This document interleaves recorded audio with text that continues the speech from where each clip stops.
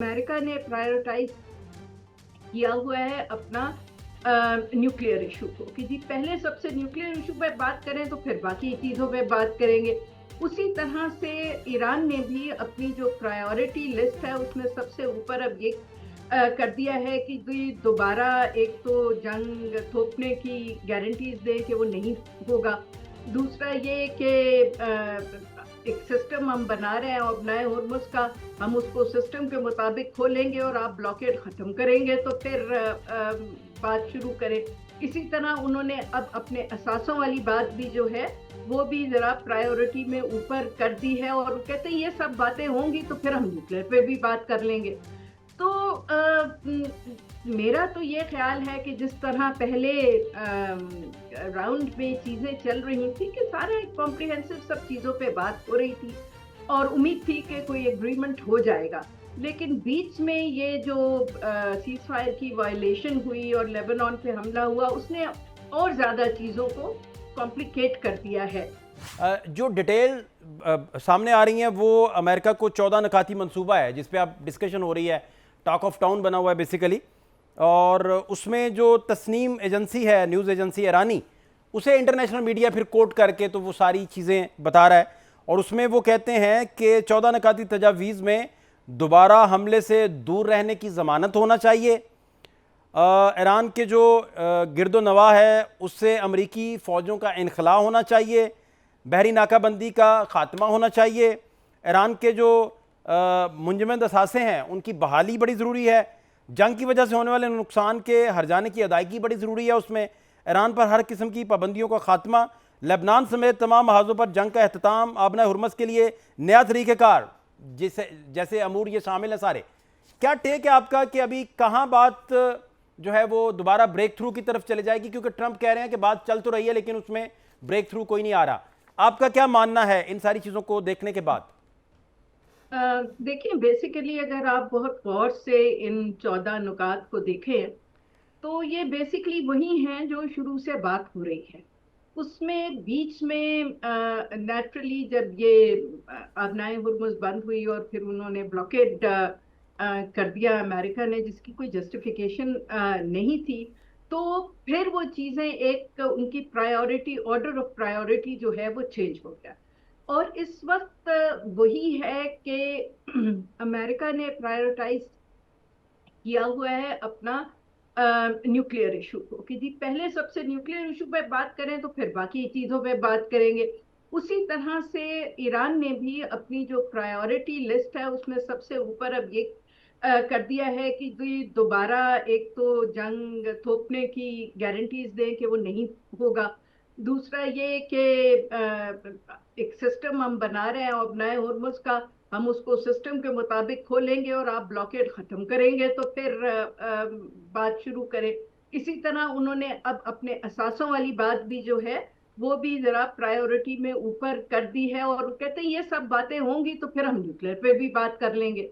तो मेरा तो ये ख्याल है कि जिस तरह पहले राउंड में चीजें चल रही थी कि सारे कॉम्प्रिहेंसिव सब चीजों पे बात हो रही थी और उम्मीद थी कि कोई एग्रीमेंट हो जाएगा, लेकिन बीच में ये जो सीज फायर की वायलेशन हुई और लेबनान पे हमला हुआ उसने और ज्यादा चीजों को कॉम्प्लिकेट कर दिया है।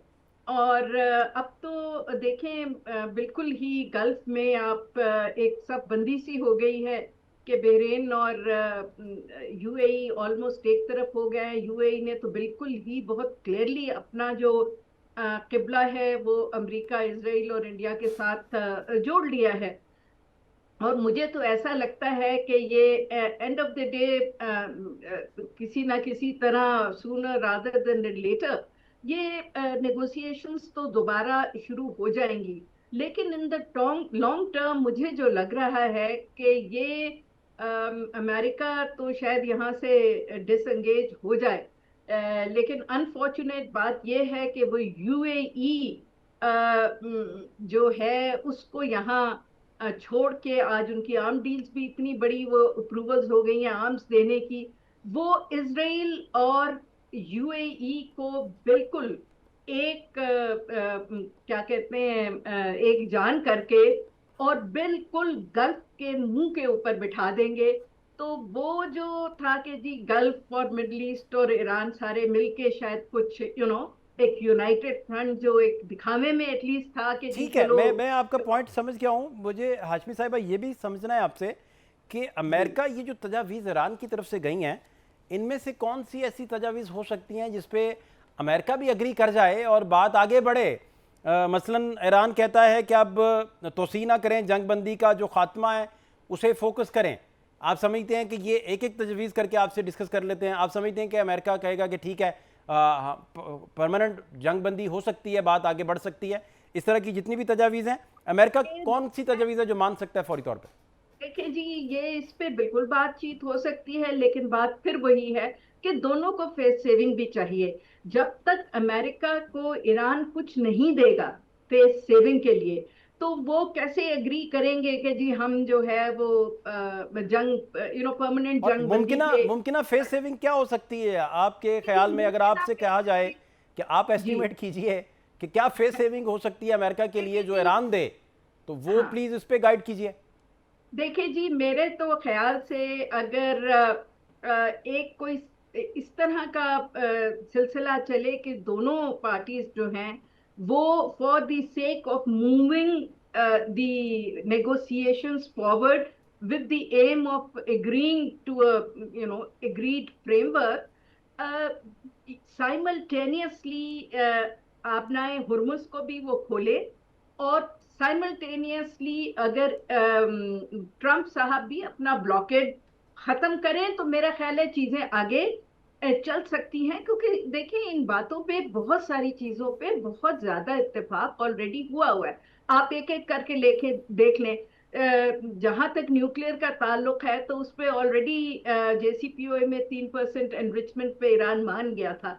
ओमान के साथ जब जब फैसिलिटेशन हो रही थी तो उससे कम परसेंटेज पे भी ईरान आ गया था। हमला करने की वजह से अब वो दोबारा जो है वो इंसिस्ट कर रहे हैं कि नहीं जी, वी इट्स आवर राइट, और बिल्कुल सही कह रहे हैं।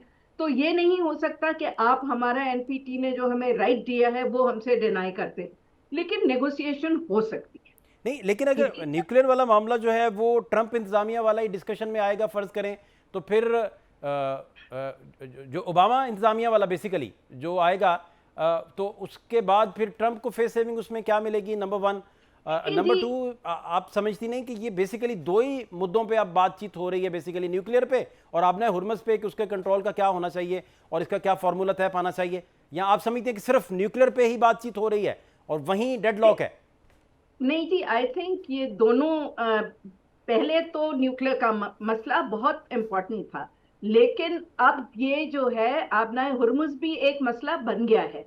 और ये दोनों के लिए एक पॉइंट ऑफ प्रेस्टीज बन गया है। इस पे से दोनों स्टेप बैक करना नहीं चाह रहे अनलेस के there is movement on on some kind of a back channel. जो डिप्लोमेसी बहुत इंटेंस और बहुत हेक्टिक चल रही है, उसमें कुछ चीजों पे इत्तेफाक हो, और फिर इन फ्रंट वो कहें कि चलिए जी हम दोबारा मेज पे आते हैं और इसको साइमल्टेनियसली थोड़ा सा ईज आउट करते हैं। देखिए, जिस तरह सैंक्शंस का है, सैंक्शंस भी कई डिफरेंट स्टेटमेंट्स पे, कई सॉर्ट ऑफ ओकेजन्स पे कहा गया है कि जी इन पे बात हो सकती है, इनको बतदरीज जो है वो लिफ्ट किया जा सकता है, प्रोवाइडेड ये हो जाए। तो वो भी, उस पे भी बात हो सकती है, जंग बंदी पे भी बात हो सकती है।